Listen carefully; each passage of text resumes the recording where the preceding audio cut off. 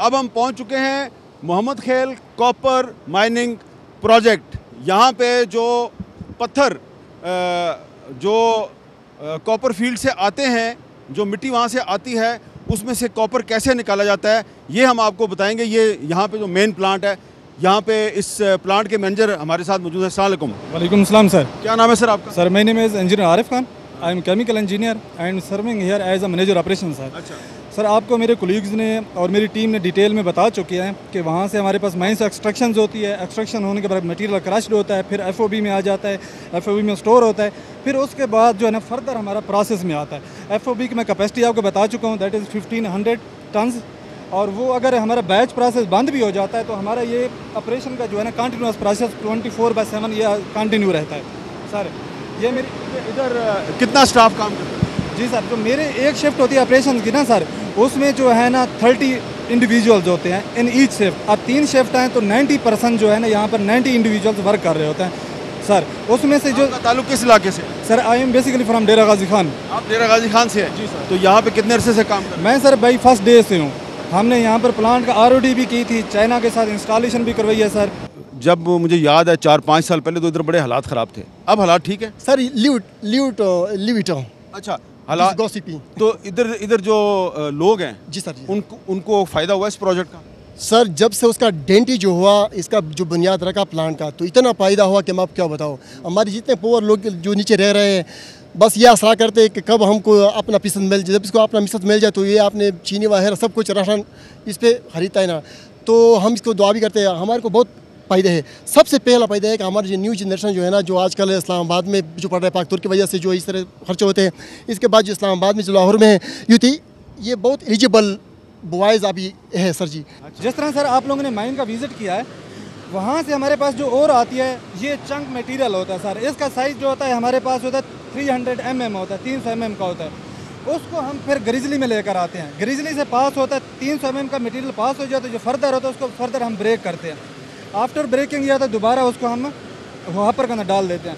अब ये 300 mm का पास होता है जा क्रशर 1 से। जा क्रशर ग्राइंडिंग होने के बाद फिर ये स्क्रीनिंग सेक्शन में आता है। वहाँ पर जा क्रशर नंबर 2 है हमारे पास और कौन क्रशर है सर। ये हम उसको फर्दर इसका साइज़ डाउन करते हैं। ये हमारा जा क्रशर है जिसमें हम क्या करते हैं, जहाज़ होते हैं वो क्रश करते हैं। बेसिकली 1 फुट को 80 mm तक हम क्रश कर लेते हैं। फर्दर ऑन ये हमारा तीसरा क्रशर है, टर्शरी क्रशर, जिसमें जो है वो 80 mm का स्टोन है, वो 6 mm तक हम उसे मैनिपुलेट कर लेते हैं।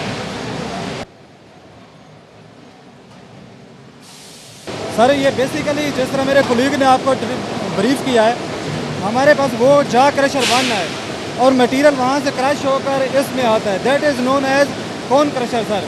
कोन क्रशर में जो मटेरियल होता है वो क्रश होकर ये हमें डिज़ायर्ड 10 mm साइज़ का देता है और ये मटेरियल पास होकर बेल्ट नंबर 1 के थ्रू स्क्रीनिंग सेक्शन में चलता जाता है। फर्दर मैं स्क्रीनिंग सेक्शन की डिटेल आपको सर वहाँ पर बताऊँगा। हमारे पास जो माइन से मटेरियल होता है मूव होकर यार्ड में आ जाता है, फिर क्रश्ड होता है, क्रशिंग के बाद स्क्रीनिंग में आ जाता है, स्क्रीनिंग के बाद फिर एफओबी में आ जाता है। एफओबी में हमारे पास मटेरियल स्टोर होता है और वो जो हमारा पूरा क्रशिंग ट्रे है ना सर, वो हमारे पास बैच प्रोसेस है। फिर वो मटेरियल अगेन जो है ना मेन प्लांट में आता है और मेन प्लांट हमारा कंटिन्यूस प्रोसेस है, दैट वर्क्स फॉर 24 आवर्स। और उसमें ये है कि सर हमारा मटेरियल वहाँ एफओबी से बेल नंबर 4 में आता है। बेल नंबर 4 से फिर हम बाल मिल में ऐड कर रहे होते हैं। बाल मिल के साथ एज ए मॉडिफायर जो लाइम होता है सर वो ऐड कर रहे होते हैं। फिर हाइड्रोसाइक्लोन से सेग्रीगेशन होती है। सेग्रीगेशन के बाद वो जो हमारे पास मटेरियल होता है एजिटेशन टैंक में आ जाता है और एजिटेशन टैंक के अंदर हम डोजिंग दे रहे होते हैं सर। अब डोजिंग में हमारे पास केमिकल्स Z200 Z11 है सर और हमारे पास पाइन ऑयल भी होता है सर। फिर वहाँ डोजिंग करने के बाद फर्दर वो पास होता है फ्लोटेशन सेल्स में। फ्लोटेशन सेल्स के टोटल हमारे पास 13 सेल्स हैं और उसके 3 सेक्शंस हैं सर, रफर, स्कैवेंजर्स और कॉपर सेल्स होते हैं सर। तो यहाँ से फर्दर इसका प्रोसेस होकर ये टोटल सेल्स जो हैं फ्रंट टू बैक कनेक्टेड होते हैं सर। अब जो हमारा मेटेलिक पार्ट होता है वो स्किम कर लेते हैं, फ्लोट होता है उसको स्किम कर लेते हैं और गैंग जो मिनरल की लैंग्वेज में हम वेस्ट पार्टिकल्स को ना वेस्ट मटेरियल हम गैंग कहते हैं, वो हमारा रिमूव हो जाता है। वो रिमूव होकर टेलिंग डैम में चला जाता है। जी सर, ये हमारा फाइनल प्रोडक्ट है sir, that is known as CC copper concentrate sir. और इसका जो ग्रेड होता है ना सर, ये हमारे पास 20+ होता है। 22-25 कॉपर मेरे हाथ में आप जी, ये कॉपर कंसनट्रेट है सर, कॉपर कंसनट्रेट है। और ये 25% का प्योर कॉपर है। अब इस कॉपर को ड्राई करने के बाद आफ्टर पैकिंग जो हमारे पास बैग्स होते हैं, जंबो बैग्स होते हैं 1 टन के, उसके बाद हम इसको एक्सपोर्ट कर सकते हैं। और जंबो बैग्स ये हमारे पास होते हैं सर, और हमारी जो है यहाँ वर्कर जो तो इसमें आप पैक करके इसको एक्सपोर्ट कर सकते इसको हम एक्सपोर्ट कर देते हैं। दैट हैं। तो ये आपने पूरा प्रोसेस देखा है कि किस तरह माइन फील्ड से पत्थर और मिट्टी को लाके यहाँ पे प्रोसेस करके और उसमें से ये कॉपर निकाले गया है।